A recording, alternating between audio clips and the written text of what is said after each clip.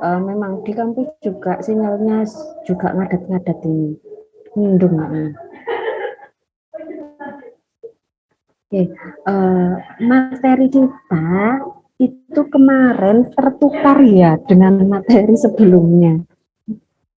Saya tidak diingatkan. Paham maksud saya? Halo? Yang apa, laporan keuangan itu toh, Bu? Ya enggak, materi yang terkait dengan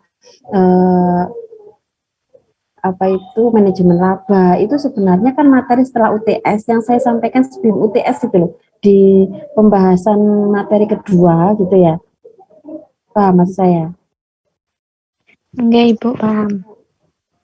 Nah, harusnya itu kan saya sampaikan setelah UTS, tapi setelah saya sampaikan di pembahasan materi kedua di sebelum UTS gitu. Makanya pas waktu UHS kemarin, pas waktu saya nggak buat soal, berarti saya kemarin ketukar ya sudah, saya apa yang saya bahas itu yang saya sampaikan gitu ya. Sehingga nanti untuk saat ini saya akan bahas materi untuk pembahasan yang kedua. Jadi saya akan bahas yang materi pada bab 4 ya, maksudnya pada sebelum UTS itu. Nah nanti waktu UAST yang dipelajari juga yang ini. Jadi kita nggak apa kita switch karena memang materinya tidak berhubungan karena ini materi terpecah-pecah. Jadi saya rasa nggak masalah seperti itu ya.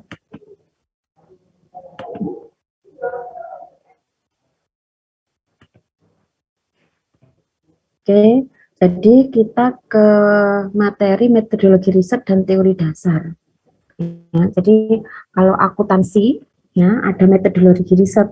Maksudnya adalah bukan metodologi riset seperti yang kita pelajari pada mata kuliah Medpen begitu ya. Jadi ada kuantitatif, kualitatif, bukan. Tapi di sini adalah bagaimana metodologi riset ini digunakan untuk mengembangkan teori akuntansi itu sendiri, untuk mengembangkan ilmu-ilmu keakuntansian. Nah, di sini ada beberapa approach atau beberapa pendekatan untuk riset di dalam mengembangkan teori akuntansi. Yang pertama adalah deductive approach, yaitu umum ke khusus, kemudian inductive approach, ada pragmatic approach, ada scientific method of inquiry.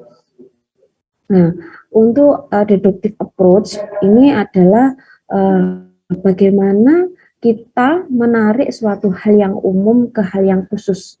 Nah, jadi misalnya di sini contohnya adalah saat kita membuat suatu teori terkait dengan pembuatan laporan keuangan begitu ya. Jadi suatu hal yang umum atau lebih gampangnya seperti ini. Yang sekarang saat saya kasih contoh yang lebih mudah ya dari laporan keuangan. Misalnya saat ini kita bahas isu tentang lingkungan begitu. Jadi bagaimana lingkungan saat ini sangat diperhatikan oleh masyarakat, oleh negara. Makanya muncul yang namanya sustainable. Ya, sustainable adalah berkelanjutan. Jadi kalau kita ngomongkan kata sustainable atau berkelanjutan, maka bagaimana kita bisa menghargai lingkungan itu? Karena apa?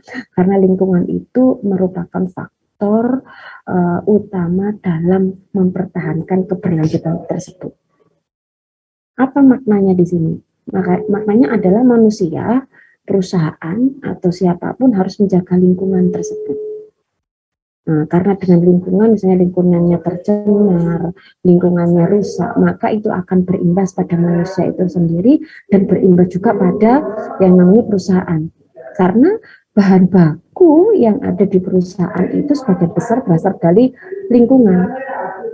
Oleh karena itu, perusahaan itu sendiri harus menjaga terkait dengan lingkungan yang ada di sekitar. Nah, oleh karena itu dari hal yang umum itu, jadi hal yang teori umum bahwasannya lingkungan harus dijaga, nah itu kan hal yang umum. Kemudian kita kerucutkan ke akuntansi, ke hal yang khusus, yaitu disebut dengan accounting, environmental accounting atau akuntansi lingkungan. Nah, jadi kita dari hal-hal yang umum itu kemudian kita tarik menjadi suatu teori, yaitu teori akuntansi lingkungan yang beranjak atau berasal dari sustainability. Makanya ada sustainability reporting seperti itu. Nah, itulah salah satu contoh bagaimana teori terkait dengan akuntansi itu diambil dari hal yang umum ke hal yang khusus yang dijadikan suatu dasar teori di dalam akuntansi. Nah, oleh karena itu di dalam pembuatan laporan keuangan kita harus membuat laporan keuangan tentang environmental, ya, tentang lingkungan. Nah, kita sajikan apakah perusahaan ini peduli dengan lingkungan atau enggak, atau mungkin bisa dikaitkan juga dengan teori CSR, Corporate Social Responsibility. Bagaimana perusahaan ini harus mempunyai anggaran untuk CSR yang ada di perusahaannya. Nah, itu adalah contoh dari deductive approach. Jadi pendekatan yang untuk pengembangan teori akuntansi yang dimulai dari hal-hal umum atau fenomena-fenomena umum atau isu-isu umum yang dikaitkan dengan akuntansi, ditarik kemudian muncullah suatu teori baru di bidang akuntansi menjadi teori khusus akuntansi seperti itu.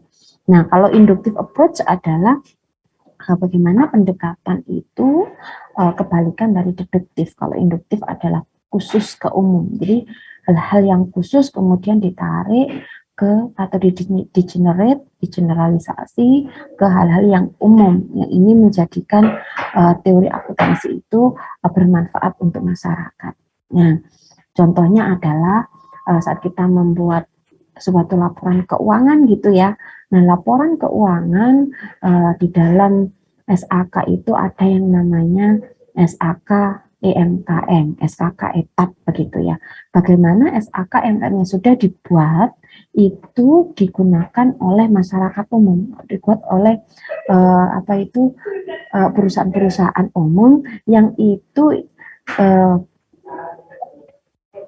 disarankan untuk membuat laporan keuangan sesuai dengan SAK yang sesuai dengan perusahaannya. Kalau misalnya small enterprise maka mungkin pakai EMKM. Kalau etap mungkin yang perusahaannya yang terbentuk CV seperti itu.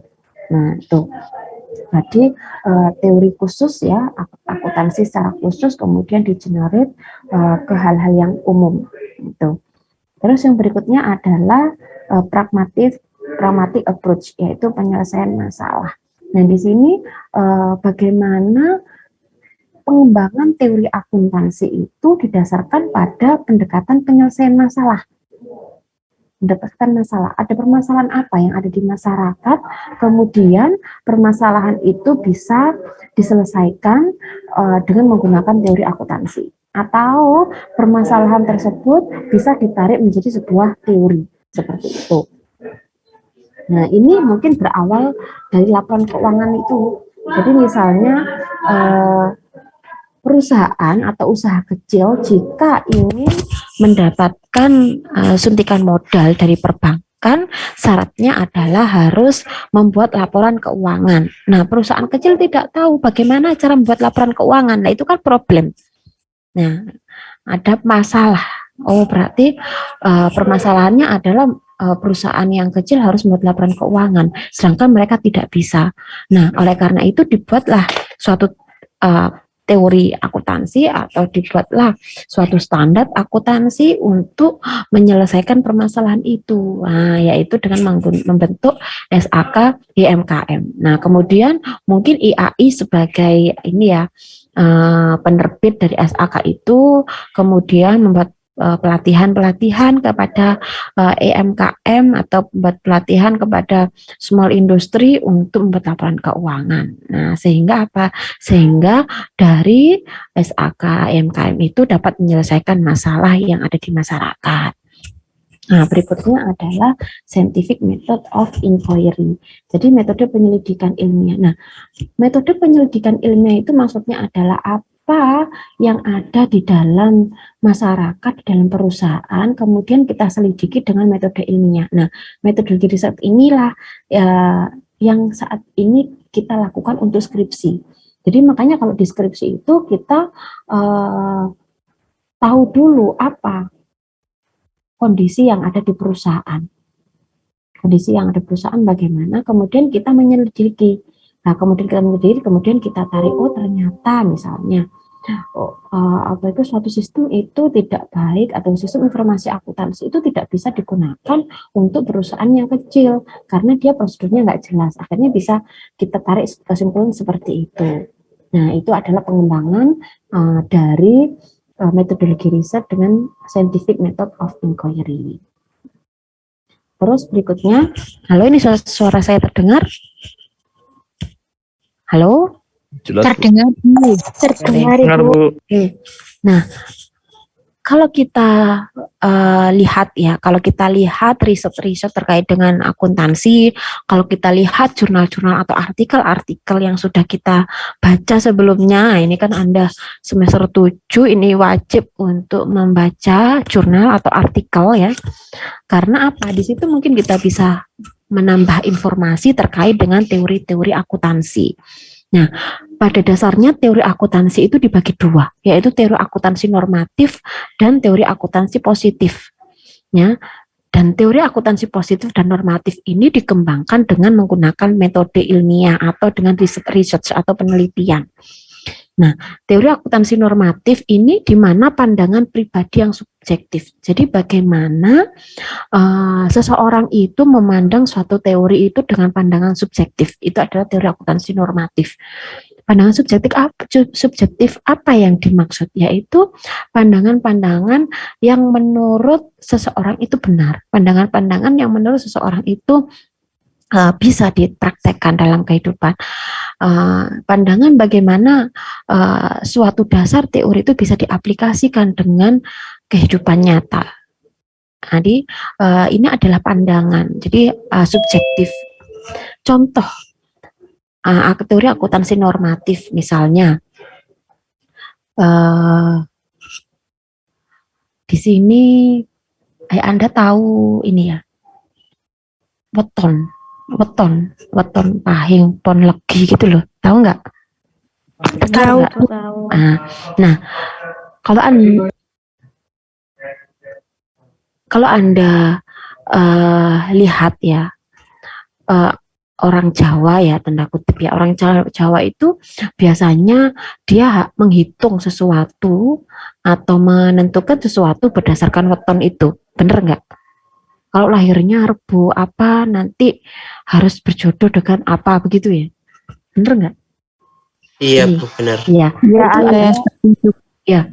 Nah, itu adalah adat Jawa yang sekarang ini masih ada, itu sebagai keanekaragaman begitu ya. Nah, dari adat Jawa itu oleh seorang peneliti, ini realisasi ya, ini sebuah research.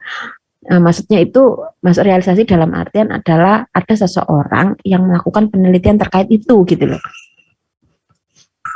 Jadi berasal dari pandangan subjektif seseorang. Kenapa saya bilang pandangan subjektif atau pribadi seseorang? Karena ada orang-orang lain yang tidak percaya terhadap hal itu, begitulah. Makanya ini termasuk dalam teori akuntansi normatif. Ada yang tidak percaya Allah, yang penting takdir ini, yang penting kita percaya sama Allah, tidak percaya sama, kan seperti itu. Nah, ini ada yang punya pandangan, ada seorang peneliti yang punya pandangan subjektif terkait dengan weton tersebut. Kemudian dia melakukan penelitian dengan dasar weton itu.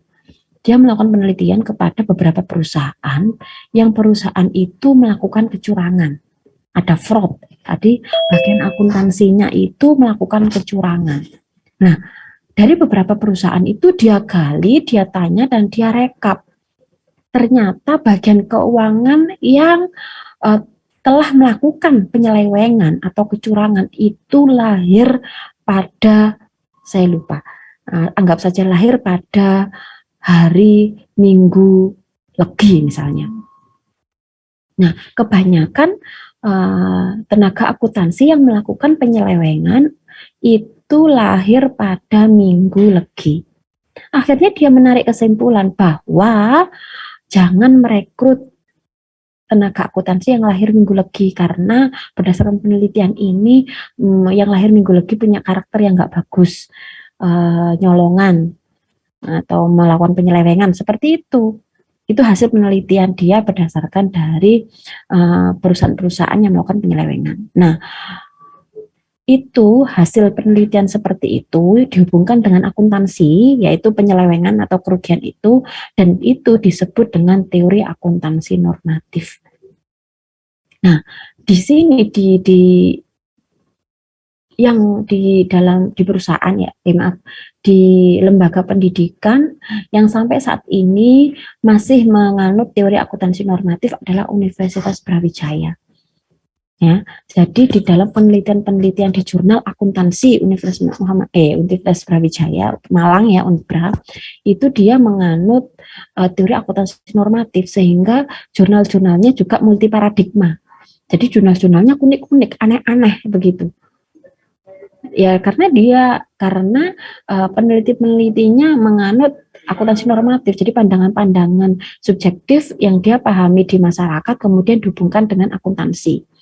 Ada yang namanya akuntansi cinta, ada yang namanya ketika ayat-ayat cinta bertasbih, ya, ayat akun-akun cinta bertasbih, ya, macam-macam seperti itu. Kalau Anda kepo ya coba lihat deh di jurnal multi paradigma ini Universitas Universitas Brawijaya Unbra Malang.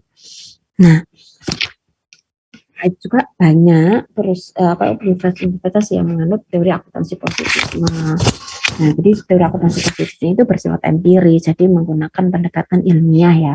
Kalau yang tadi kan pendekatannya subjektif pribadi seseorang. Nah, kalau di sini kan kenapa dianggap subjektif pribadi seseorang? Karena belum tentu orang lain itu mengiyakan apa yang dia pahami. Belum tentu orang lain itu menyetujui apa yang menjadi persepsi hasil penelitiannya, itu makanya normatif.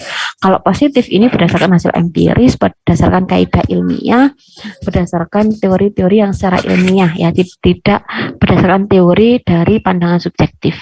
Nah, seperti apa yang Anda lakukan di dalam penelitian skripsi itu harus mengarah ke akuntansi positif. Karena apa? Karena harus berdasarkan pada kaidah ilmiah itu ya, karena memang skripsi itu merupakan karya ilmiah. Nah, itu kalau teori akuntansi positifnya. Oke, paham ya bedanya teori akuntansi normatif dengan teori akuntansi positif. Jadi teori-teori yang dibangun di teori akuntansi positif itu teori yang ada di buku lah intinya. Teori ada di buku. Kalau di buku keilmuan, di buku teori ya, di buku ilmu yang diajarkan dalam perkuliahan seperti itu. Nah, terus berikutnya di sini ada namanya riset perspektif kritis. Jadi di sini menginterpretasikan histori akuntansi sebagai jaringan kejadian-kejadian ekonomi, politik, dan ketidaksengajaan yang bersifat kompleks. Jadi kenapa? Karena ini berdasarkan perspektif, ya. Jadi menginterpretasikan suatu akuntansi berdasarkan kejadian-kejadian yang ada di masyarakat. Nah, bersifat kritis maksudnya adalah masyarakat yang kompleks, yaitu dari sudut pandang ekonomi, dari sudut pandang politik, dan sudut pandang masyarakat sosial tentunya. Nah, asumsi dalam sudut pandang riset ini yaitu masyarakat berpotensi untuk menjadi sesuatu yang berbeda. Kenapa? Karena memang sudut pandangnya berbeda. Dan mengambil dari sudut pandang yang banyak, yaitu ekonomi, politik, sosial, budaya. Terus kemudian asumsi yang kedua adalah tindakan manusia yang dilakukan secara sadar membentuk dunia sosial yang berbeda pula. Nah, ini maksudnya adalah di dalam riset perspektif kritis ini, di mana manusia itu mempunyai dasar, mempunyai latar belakang, mempunyai pandangan yang beda, sehingga muncullah suatu perspektif kritis. Kritis di sini maksudnya adalah dia mengayomi, dia membuka seluruh wacana yang ada, asalkan bisa dinalar secara logis, baik secara ekonomi, politik, dan sosial budaya. Jadi dari segi ekonomi yang saat ini apa yang terjadi? riset terkait dengan akuntansi. Oh, mungkin perekonomian sekarang lagi turun, perusahaan akuntansi di perusahaan juga turun karena masa pandemi. Terus politiknya bagaimana? Apakah pemerintah di sini dari segi politik mempunyai kebijakan terhadap perusahaan sehingga perekonomian ataupun keuangan yang ada di perusahaan-perusahaan naik? Nah, bagaimana sosial budayanya? Nah, jadi maksudnya di sini adalah riset itu dibangun dari berbagai sudut pandang keilmuan, baik dari ekonomi, dari politik, sosial ataupun budaya. Ini lebih kompleks ya karena bersifat kritis. Nah, itu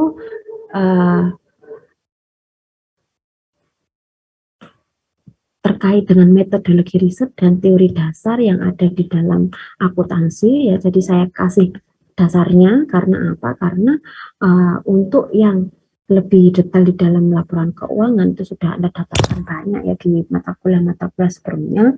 Nah, di sini saya akan membahas terkait dengan teorinya, teori akuntansinya gitu ya. Nah, oke, saya lanjutkan untuk materi berikutnya. Di sini ada teori-teori penggunaan informasi akuntansi ya. Jadi informasi ini banyak sudah Anda terima ya terkait dengan teori-teori penggunaan informasi akuntansi. Karena apa? Karena sebelum kita membuat laporan keuangan kita harus tahu dulu laporan keuangan tersebut kita informasikan kepada siapa.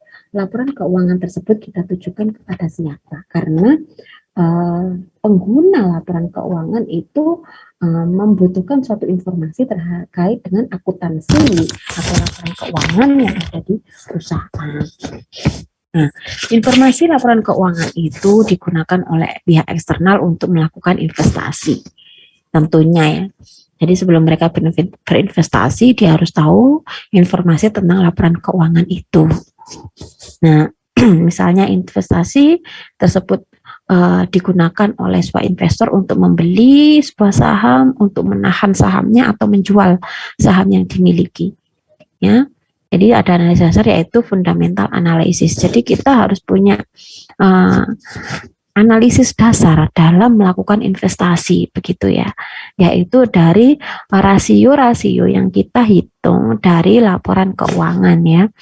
Misalnya rasio ROA, rasio of asset, di rasio likuiditas, dan rasio-rasio yang lain begitu ya. Nah, di sini ada hipotesis pasar efisien atau EMH, yaitu bentuk lemah, semi kuat atau kuat. Pasar efisien itu merupakan pasar modal. Jadi bagaimana perusahaan itu bisa bersaing di dalam pasar modal, bagaimana perusahaan bisa membuat laporan keuangan sebaik mungkin berdasarkan dari kondisi perusahaannya untuk bisa bersaing di pasar modal. Nah, pasar modal itu ada hipotesis, maksudnya adalah prediksi pasarnya ini efisien ataukah tidak, efisiennya sampai mana, efisien ini bentuk lemah, semi kuat atau kuat. Ya, kalau misalnya pasarnya ini efisiensinya lemah atau weak form, maka harga saham, naik turunnya harga saham atau naik turunnya kalau sebuah laporan keuangan tidak mempengaruhi investor untuk melakukan investasi, itu lemah. Jadi volatility atau naik turunnya harga saham itu dicuekin aja sama investor. Berarti apa? Berarti pasarnya lemah, tidak sensitif terhadap perubahan harga saham. Itu biasanya untuk kondisi-kondisi yang seperti pandemi kemarin. Jadi kadang perusahaan ini banyak tantangan ataupun di masa pandemi serba ketidakpastian itu akan terjadi. Kadang perusahaannya turun drastis, kadang naik drastis. Nah, dengan kondisi perusahaan dengan kondisi pandemi yang tidak pasti, otomatis kondisi perusahaan yang tidak pasti, otomatis pasarnya lemah. Jadi naik turunnya harga saham itu tidak terlalu berpengaruh terhadap keputusan investor untuk berinvestasi. Itu pasar lemah. Jadi tidak berpengaruh, jadi tidak, responnya itu lambat, respon investor itu lambat. Nah, terus di sini bentuknya semi kuat, semi strong form. Jadi kalau semi kuat ini ada kenaikan terkait dengan permintaan investasi, tapi tidak begitu kuat gitu ya, jadi semi kuat. Nah, kalau yang bentuk kuat ini, strong form ini, sedikit saja harga saham naik atau sedikit saja harga saham turun, maka investor meresponnya atau pasar meresponnya itu sangat cepat sekali. Jadi naik turunnya sangat cepat. Nah, itu di pasar efisien, pasar bursa efek. Nah, contoh lah kemarin ya, contoh sederhana, Shopee atau Lazada apa ya, 12.12. Nah, kondisi harga di 12.12 atau promo-promo yang disampaikan di 12.12, apakah membentuk pasar yang kuat, semi kuat atau lemah menurut saudara?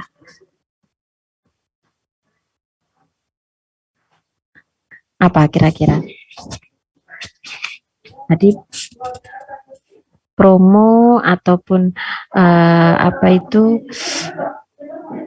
hadiah-hadiah yang ataupun diskon-diskonan yang disajikan di 12.12 kemarin, apakah sangat menarik perhatian masyarakat ataukah tidak? Maksudnya adalah banyak pembeli untuk 12.12 ataukah tidak?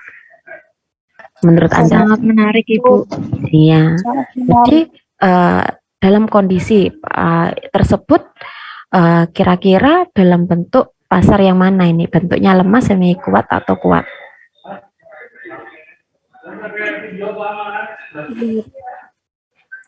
Apa? Masuk kategori mana? Kondisi 12-12. Kuat ya, karena apa? Sedikit aja. Sedikit apa? Diskon yang disampaikan sangat besar responnya ke masyarakat. Ya, itu bisa dilihat, Anda coba iseng aja. Setelah 12.12, 1 minggu setelah itu coba ke kantor pos UM Surabaya. Dilon paketan yang ada di pos Satpam UM Surabaya itu kan banyak. Ya, karena apa? Ya, itu namanya pasar efisien yang bentuk kuat. Karena apa? Karena masyarakat meresponnya dengan cepat ya ke suatu perubahan yang ada di 12.12 itu, perubahan harga, perubahan diskon itu cepat, itu maksudnya ya. Ya, sama dengan saham juga seperti itu. Jika dalam suatu kondisi harga itu sangat peka atau mempengaruhi keputusan investasi, maka itu disebut pasar kuat. Terus kemudian capital asset pricing model atau CAPM atau model penetapan harga aset modal. Jadi saat kita berinvestasi mesti yang dipikirkan adalah return, yaitu tingkat pengembalian. Berapa yang saya dapatkan dari investasi itu? Return ini bisa dihitung dari rasio-rasio yang sudah kita hitung. Berapa investasinya yang saya dapatkan, berapa lama waktu yang saya butuhkan untuk bisa kembali modal saya. Nah, kenapa ini penting? Karena seorang investor itu akan menilai apakah returnnya itu sebanding dengan modal yang diinvestasikan.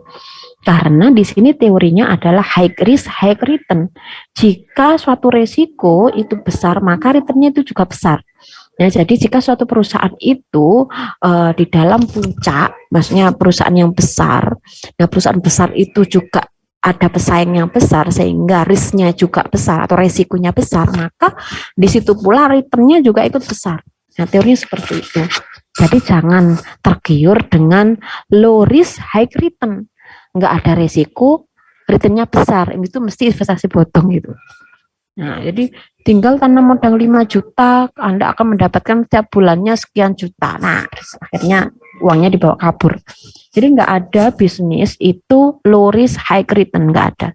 Teorinya adalah high risk, high return. Jadi bagaimana kita berusaha untuk menghadapi resiko, menghadapi tantangan-tantangan yang ada, itu akan berdampak pada return yang kita dapatkan. Jadi kalau kita mau bersusah-susah dahulu, maka bersenang-senang kemudian pasti akan tercapai. Begitu. Nah, terus CAPM merupakan model penetapan harga aset modal, yaitu upaya untuk menangani resiko dan return atau diversifikasi return, yaitu bagaimana dividen ditambah kenaikan atau penurunan nilai sekuritas dibagi harga beli. Jadi untuk bisa meminimalisir resiko dan return itu dilakukan yang namanya diversifikasi, yaitu diversifikasi pemecahan industri-industri. Maksudnya diversifikasi itu adalah membentuk sub-sub unit bisnis sehingga saat unit bisnis satu itu lagi defisit, maka bisa ditutupi dengan unit bisnis yang lain. Itu namanya diversifikasi. Jadi salah satu untuk menurunkan risiko adalah menggunakan diversifikasi usaha. Contoh, kalau Anda ngomongkan Indofood, kalau Anda ngomongkan Unilever, nggak mungkin dia punya satu unit bisnis. Kalau Anda ngomongkan Unilever, berapa banyak produknya? Ada produk sampo, ada produk bedak, ada produk deterjen, ada produk apalagi kalau banyak kan, itu namanya diversifikasi. Dia membentuk unit bisnis, makanya cabangnya banyak. Jadi dia memproduksi banyak produk. Unilever ada merambah pada makanan misalnya, dan sebagainya. Nah, itu cara untuk mengurangi resiko dengan melakukan diversifikasi produk. Tuh. Terus di dalam suatu perusahaan itu ada yang namanya agency theory, yaitu konsep agency theory merupakan hubungan atau kontrak antara prinsipal atau CEO atau pemilik dengan agent. Agent itu adalah pelaksana atau manajemen. Nah, dia punya kepentingan masing-masing. Jadi agency theory itu bagaimana hubungan atau kontrak antara pemilik dan pelaksana.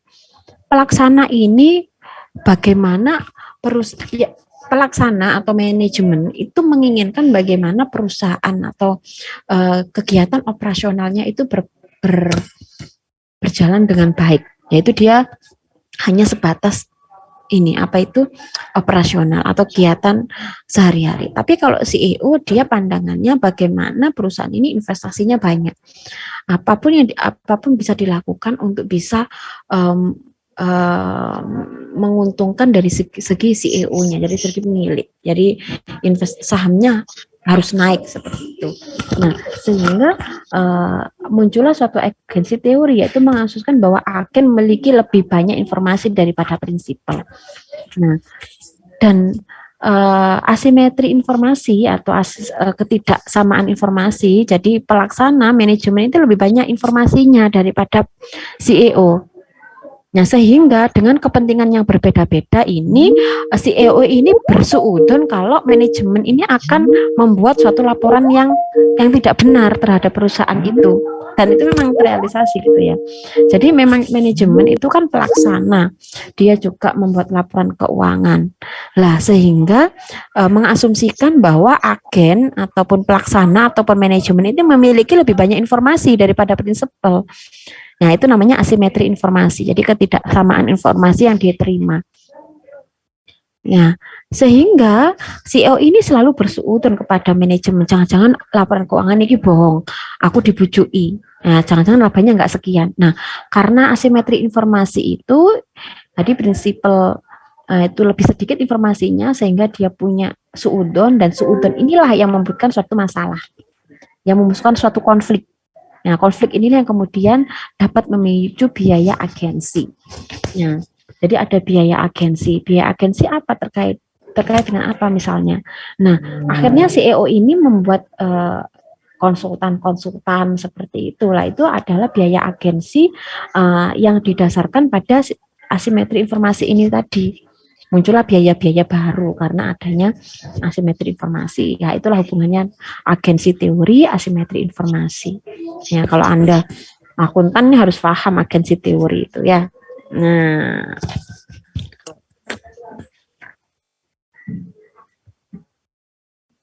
agensi cost. Jadi agensi cost itu adalah contohnya adalah biaya monitoring. Akhirnya perusahaan itu mengeluarkan biaya untuk memonitor mengeluarkan biaya untuk memonitor si manajemen itu tadi. Misal bisa pakai konsultan, bisa dimonitor manajemen, bener enggak dia laporannya bagus, bener enggak uang yang dikeluarkan ini benar, uang yang dikeluarkan ini sesuai dengan apa yang dibutuhkan misalnya. Nah itu biaya monitoring. Nah akhirnya dari biaya-biaya itu menimbulkan tambahan biaya lagi dalam perusahaan. Ada biaya bonding atau bonding cost untuk menjamin bahwa agen tidak akan bertindak yang dapat merugikan prinsipal, atau untuk meyakinkan bahwa prinsipal akan memberikan kompensasi jika agen benar-benar melakukan tindakan yang tepat. Nah, terus biaya kerugian residual, yaitu residual cost merupakan nilai uang yang ekuivalen dengan pengurangan kemakmuran yang dialami prinsipal sebagai akibat dari perbedaan kepentingan. Nah, akhirnya memunculkan suatu biaya-biaya yang itu sebenarnya tidak perlu ya. Nah, ini sebenarnya residual cost. Residual cost itu apa sih? Aku bahasa kasarnya begini. Informasiku kok sedikit, informasimu kok banyak. Aku seudon ke kamu. Nah, seudon itu harus dinetralisir dengan residual cost ini. Jadi kamu harus memberikan biaya kerugian kepada saya karena saya informasinya lebih sedikit daripada kamu. Nah, itu loh. Itu residual cost. Jadi suatu biaya yang akibat dari asimetri informasi itu tadi. Nah, itu adalah konsep terkait dengan informasi hasil analisis dasar yang terada di suatu perusahaan. Dan yang terakhir adalah terkait dengan laporan keuangan. Nah, jenis laporan keuangan ini sudah sering. Nah, sekarang kalau SAKIPRS itu ada tambahan yaitu sustainability reporting. Jadi laporan keberlanjutan dari perusahaan itu.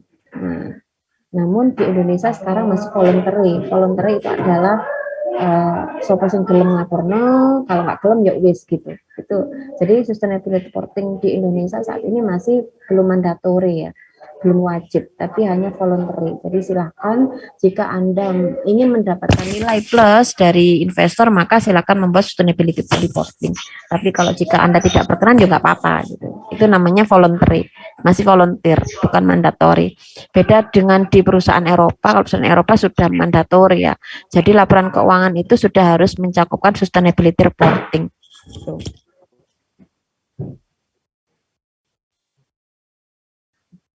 Ini peristiwa kemudian, atau subsequent event yang memerlukan pertimbangan manajemen dan evaluatan auditor, yaitu dampak langsung yaitu merupakan penyesuaian, dan dampak tidak langsung adalah memerlukan pengungkapan. Ini bisa lebih Anda perdalam di audit ya.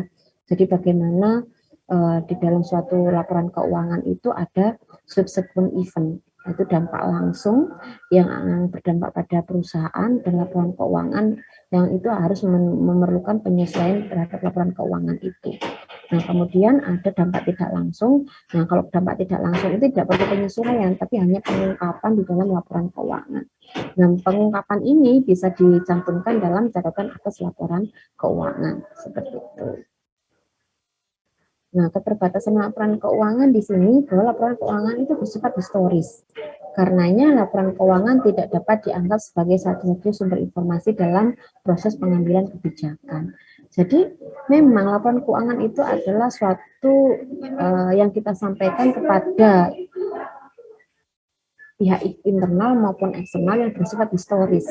Jadi masa lalu, sehingga laporan keuangan itu tidak bisa kita jadikan satu-satunya sumber untuk mengambil kebijakan dalam perusahaan. Kita harus mempertimbangkan kondisi-kondisi real atau kondisi-kondisi yang saat ini berlangsung. Ya, tidak hanya laporan keuangan. Karena mesti sekarang itu dari segi sosial, dari segi politik, dari segi ekonomi itu serba fluktuasi ya, serba cepat gitu ya. Nah, makanya harus dipertimbangkan lingkungannya, sosialnya, ekonomi, politik, dan kondisi misalnya pandemi seperti itu juga harus dipertimbangkan. Jadi kalau laporan keuangan tahun lalu sebagai kita jadikan dasar, tahun lalu itu pandemi corona lagi naik-naiknya. Nah, itu tidak bisa kita jadikan dasar untuk saat ini karena sekarang sudah mulai melandai turun dan semoga ini akan berakhir gitu ya.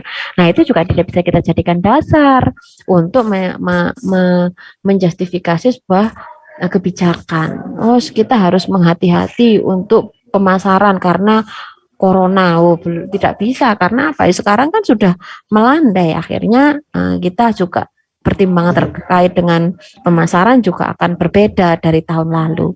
Oleh karena itu, laporan keuangan tidak bisa kita jadikan satu-satunya sumber dalam pengambilan keputusan. Tuh. Nah, terus berikutnya laporan keuangan disusun untuk menggunakan istilah-istilah teknis.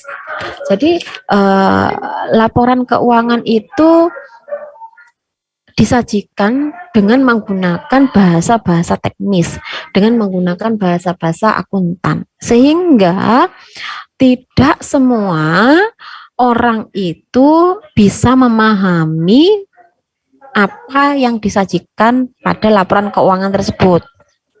Itu sehingga orang awam atau orang yang tidak mempunyai basic laporan keuangan atau tidak punya basic akuntansi, dia harus menyewa konsultan untuk bisa membaca laporan keuangan sehingga dia bisa memutuskan investasinya dengan tepat. Jadi seorang investor kan belum tentu dia orang akuntan kan. Nah, sehingga untuk memahami istilah-istilah akuntansi dia harus menyewa dia harus menyewa konsultan supaya dia bisa memutuskan investasinya dengan tepat. Nah, itu adalah salah satu keterbatasan laporan keuangan jika dilihat dari sudut pandang eksternal. Oke, dari sini ada yang ditanyakan.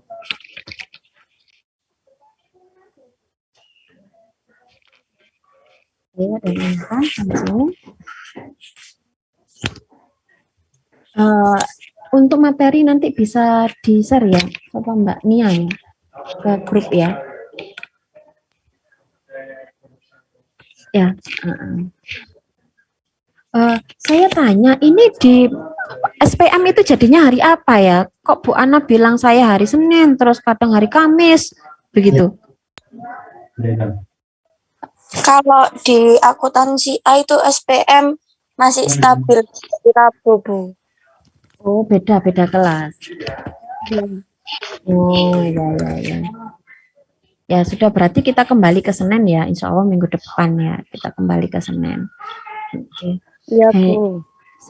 Ini kalau saya lihat sing elok sempro 2018 iki kok mek telu iki ya apa iki? Gimana proses skripsinya teman-teman ini? Lalu ada kesulitan tak? Masih fokus magang, Bu. Oke Bu, masih fokus KKU. Ya semoga KKU itu bisa dijadikan untuk bahan riset gitu, bahan penelitian gitu. Yang segera bisa sempro, silakan sempro ya. Insya Allah awal Januari kita buka lagi ya. Jadi kalau sempro itu Anda bisa lakukan baru konek skripsi semester 8. Saya harapkan di ini ya di kelas pagi ini bisa full lah nanti yang lulus gitu ya, saling menyemangati gitu ya. Ya, jadi silakan meneror dosen pembimbingnya masing-masing gitu ya. Nek di WA satu kali gak respon, besok di WA lagi, besok di WA lagi. Mohon maaf kejar tayang disuruh kaprodi begitu loh ya.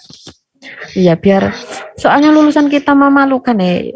Ya kemarin kita sama-sama buka ini ya, buka apa itu pendaftaran.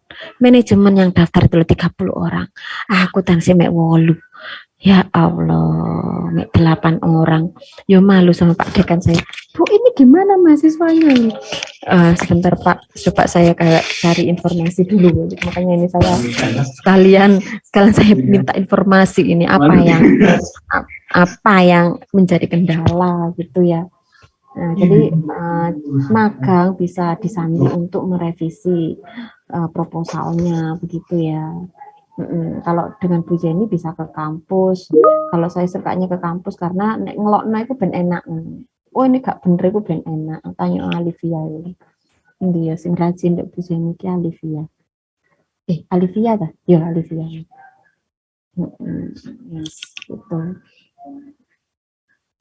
Oke, ada yang tanyakan sampai sini? Kalau tidak saya akhiri ya, karena saya ada presentasi ini, International Conference. Oke. Mungkin sudah cukup, Bu. Ya sudah absen semuanya ini? Sudah absen? Sudah, Oke, alhamdulillah. Sudah upload ini resumenya? sudah Bu. Sudah, Bu. Oke, sekian untuk pertemuan ini. Saya akhiri, mohon maaf. Assalamualaikum warahmatullahi wabarakatuh. Waalaikumsalam warahmatullahi wabarakatuh. Matur nuwun Bu Yeni. Waalaikumsalam warahmatullahi wabarakatuh.